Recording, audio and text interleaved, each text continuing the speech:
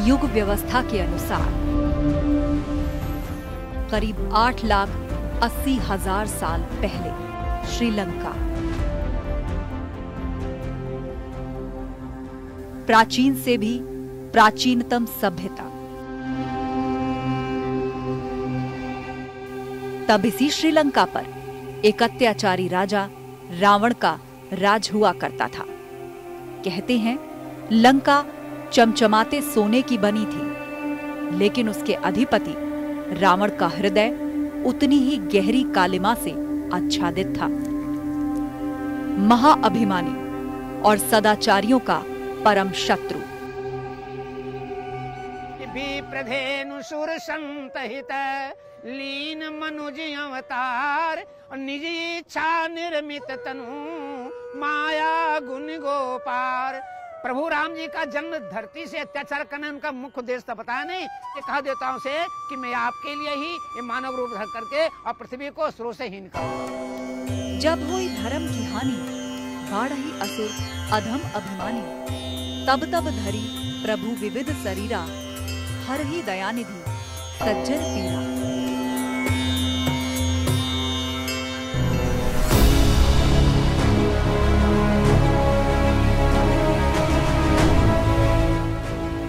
इसी हेतु से शुरू होती है मर्यादा पुरुषोत्तम श्री राम की अंतहीन कहानी।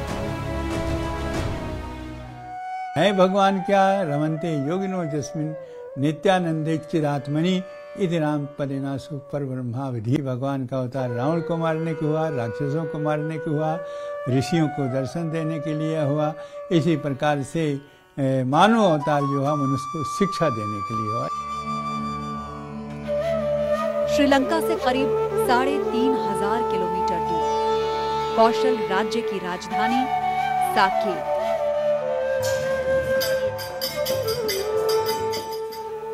साकेत अर्थात जो स्वर्ग के समान हो।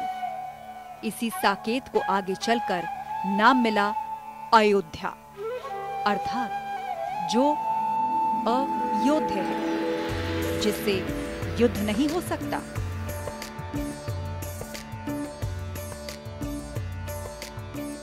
अथवा जिसे युद्ध में पराजित नहीं किया जा सकता। इसी अयोध्या नगरी का समीपवर्ती है श्रृंगेश्वर धाम, यानी मखौड़ा धाम। यह श्रृंगी ऋषि की तपोस्थली थी।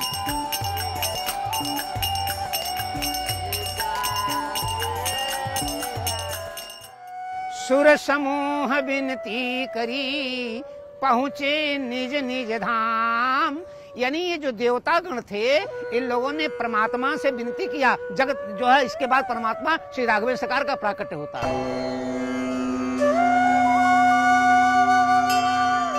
अर्थात वो क्षण जब धरती से अत्याचार को खत्म करने के लिए जगदाधार प्रभु रघुकुल में प्रकट हुए।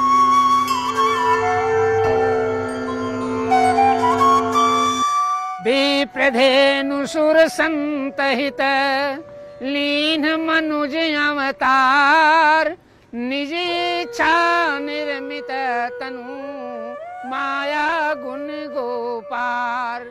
निश्चरहीन करौ मही भुज उठाय तन कीन, और सकल मुनि के आश्रम जाई जाई सुख दीन। परमात्मा श्री राघवेंद्र सरकार का अवतार निश्चित तौर से असुरों के वध के लिए हुआ था।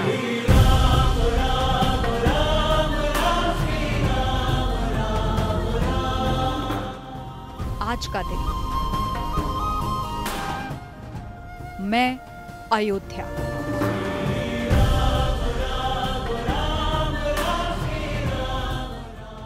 आइए एक नए कोण से, नई दृष्टि से आपको दिखाती हूं मेरी गाथा।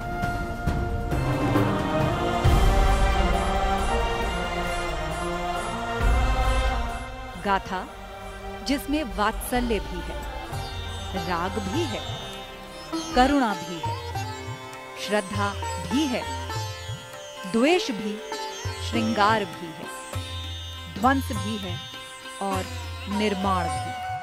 अयोध्या जो है कई बार पूर्ण रूपेण से ध्वस्त हुई, विनष्ट हो गई और द्वितीय अयोध्या यदि विस्तार करने का काम किया तो विक्रमादित्य जी ने किया। कहते हैं अयोध्या में राम के काल की अब सिर्फ 2 चीजें बची हैं, एक पतित पावनी मां सरयू और दूसरी अयोध्या की माटी। बाकी जो कुछ भी है वो है संघर्ष और अंततः पुनरुद्धार। मनु ने इस नगरी को बसाया तो यहाँ जल नहीं था, जल का अभाव था। विष्णु के नेत्रों से आंसू गिर पड़े, जिस आंसू को ब्रह्मा जी ने, क्योंकि अमूल्य आंसू थी, उसको अपने कमंडल में रख लिए। उन्होंने वो कहा कि देखिए अब इस गंगा को हम देते हैं जो भगवान के विष्णु के नेत्र से ही है, इसीलिए इन सरयू का नाम नेत्रजा है। मैं काल के कपाल पर उल्लेखित वो शिलालेख हूं जो युग परिवर्तन के बाद भी अर्थवान है, सजीव है, अंतस में अनेक युद्धों का निःशब्द गर्जन समेटे अयोध्या, मैं अयोध्या। 10 योजनानि महापुरी, 12 योजन और 3 योजन, तो 3 योजन चौड़ी 12 योजन लंबी। कि पहला द्वार जो पश्चिम का था वो वर्तमान समय में जो लखनऊ है वहां था। मैं ही वो अयोध्या हूँ, पावन सरयू जिसके आज भी पांव पखारती है। भगवान राम की कुंडली में निर्दिष्ट वो भूभाग हूँ जिसे विष्णु के अवतार ने धरती पर आने के लिए चुना। मनु और शत्रुपा, दशरथ और ये कौशल्या शत्रुपा हुई और मनु हुए दशरथ। तो उन्हीं कुल में कहा कि मनुष्य सहित मनु ये अवतारा ले हो जिनकर वंश उदारा, इसलिए भगवान का अवतार की अयोध्या में ही हुआ।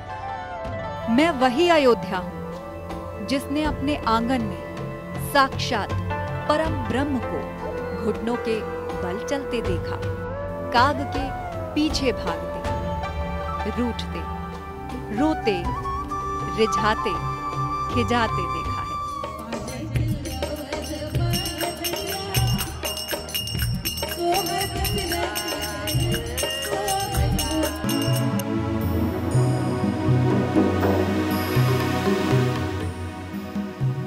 राम को आधार बनाते ही मेरी कथा का प्रारंभ युगों में पीछे चला जाता है। सतयुग में स्वयं वैवस्वत मनु ने मेरी नींव रखी। सूर्यवंशी राजाओं की मैं राजधानी थी। वर्षों तक चले राम राज्य के बाद जब श्री राम ने जल समाधि ले अपनी सांसारिक लीला समेटी, तभी से मेरा स्मित, मेरा हास्य, लास्य और श्रृंगार भी तिरोहित होने लगा। एकाकी रह गई मैं, जनरव रहते हुए भी मन से उजाड़ हो चली।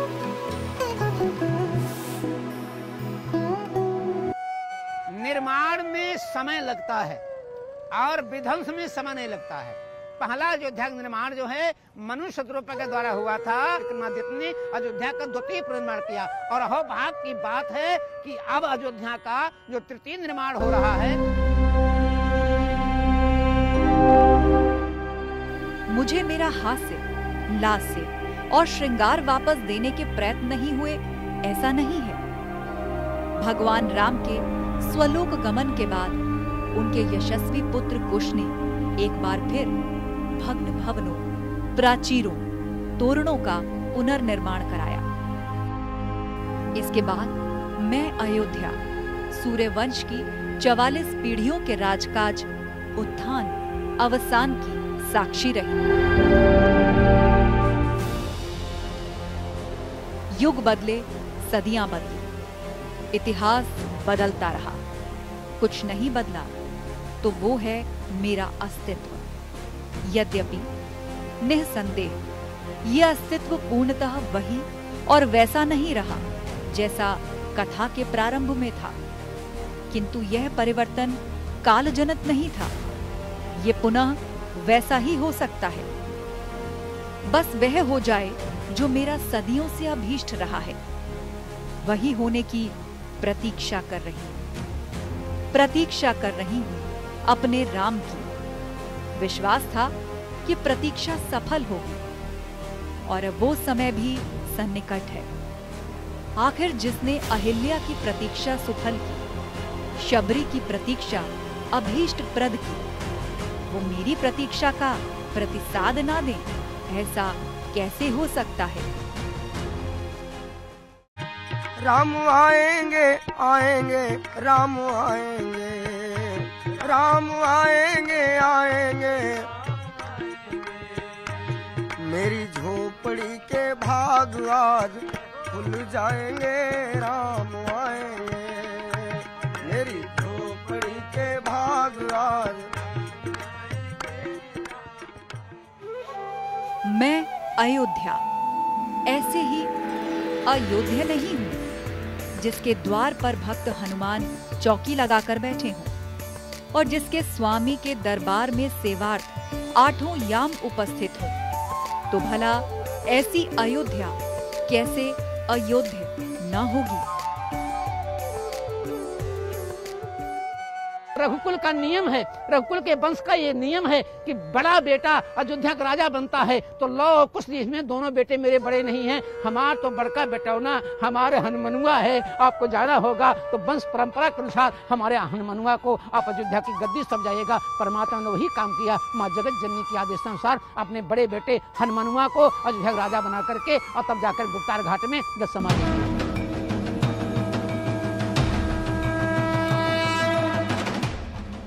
अयोध्या जिसे आप खुली आंखों से देखें या बंद पलकों से, भगवान राम इसके कण कण में दिखेंगे।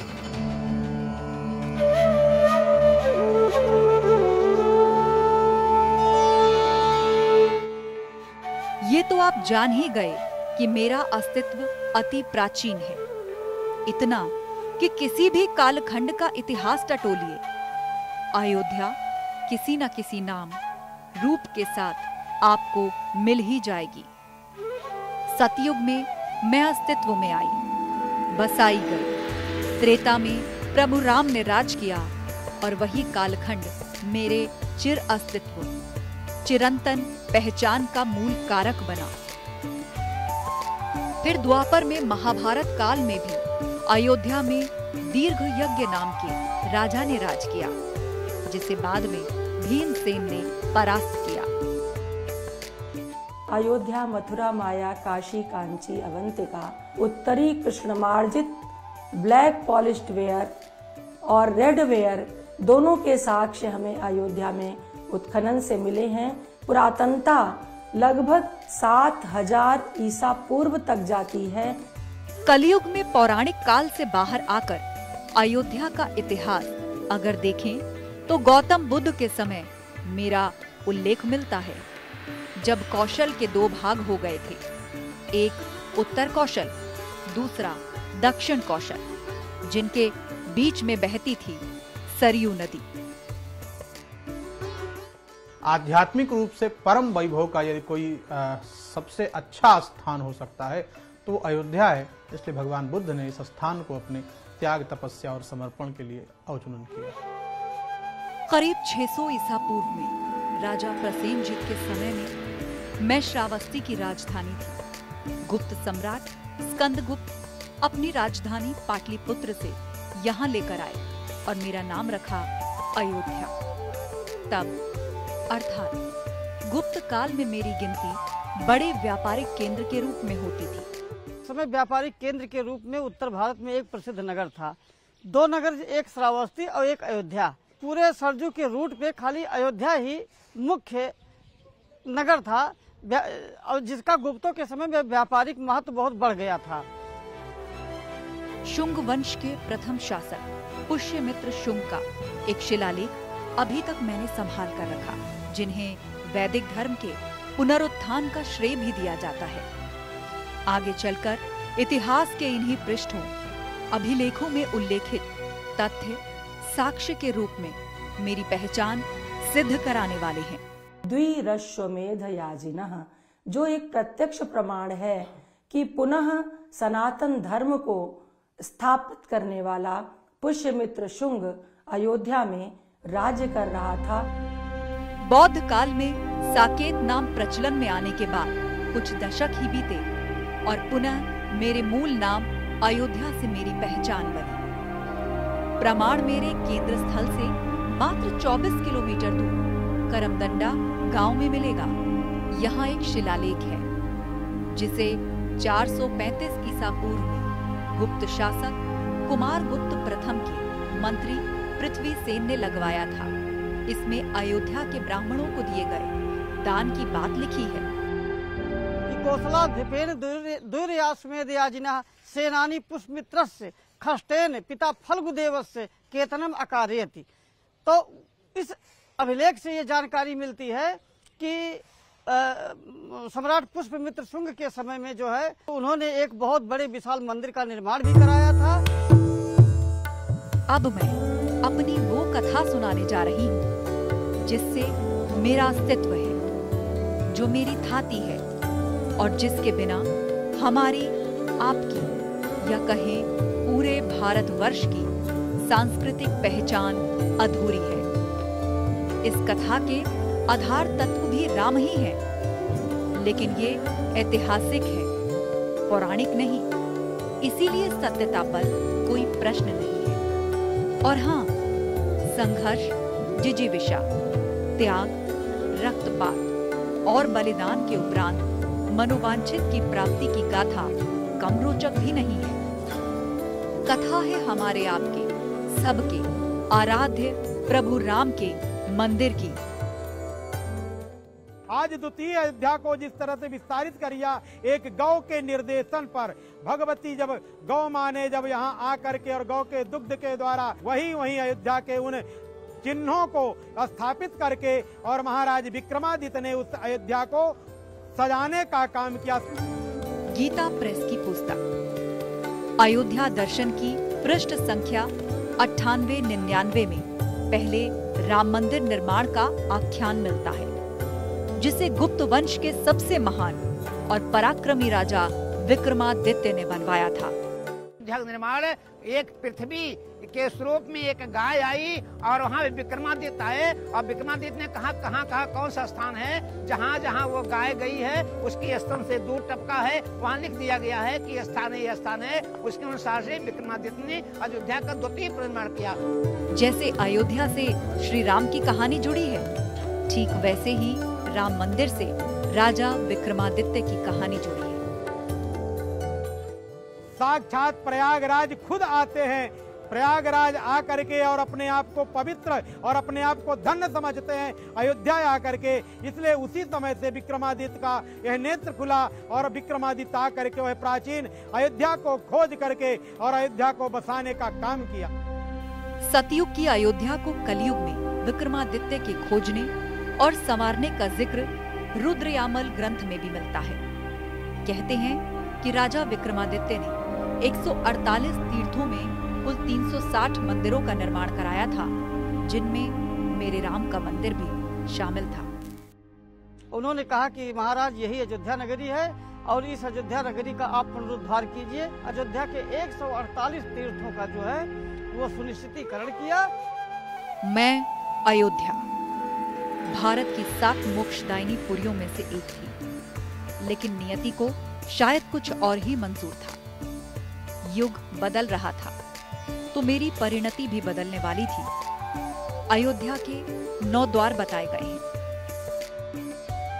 उस दृष्टि से ये देह भी अयोध्या ही है, जो रोम रोम में रमता है, सर्वत्र जिसका वास है, जो नित्य विद्यमान है, ऐसी सनातन, शाश्वत, सार्वभौम, प्रत्येक काल में स्थिर अथवा समीचीन और नित्य प्रासंगिक सत्ता श्री राम है। या मनुना मानवेंद्रेण या पुरी निर्मिता स्वयं, मनु ने ही इस नगरी को बसाया कि देखत पुरी अति भागा। ये दूर से ही इस नगरी को देख लिया जाए तो जन्म जन्मांतर के प्रायश्चित जो है समाप्त हो जाते हैं। ये तो देह भी एक प्रकार से अयोध्या ही है, जिससे लड़ा नहीं जा सकता, यानी जिससे जीता नहीं जा सकता, वो अयोध्या है। अब सवाल उठता है कि प्राचीन से भी प्राचीनतम अयोध्या की स्थिति क्या है और अयोध्या का महत्व क्या है। महाराज मनु की जो पहली राजधानी बनी है वो अयोध्या बनी है। तो अयोध्या राजधानी के साथ साथ हम कह सकते हैं कि मानवता को जो उत्स है, मानवता कहीं से प्रारंभ होती है। पहला मानव इस धरती पर, इस विश्व में आया और उसने किसी नगरी की स्थापना करके और अपने जीवन चक्र को आगे बढ़ाकर मानवता के उन्नायक सफर को आगे बढ़ाया है, तो उसकी भूमि अयोध्या है। भारत की हर धड़कन में श्री राम है, हर श्वास में रमे हुए हैं श्री राम। जीवन की आशा में परस्पर मिलते हुए दो व्यक्ति एक दूसरे को राम राम कहते हैं। मृत्यु पर श्मशान ले जाते समय राम नाम सत्य ही मोक्ष मंत्र बन जाता है। ऐसे राम की महिमा अपार है, अनंत है उनका विस्तार।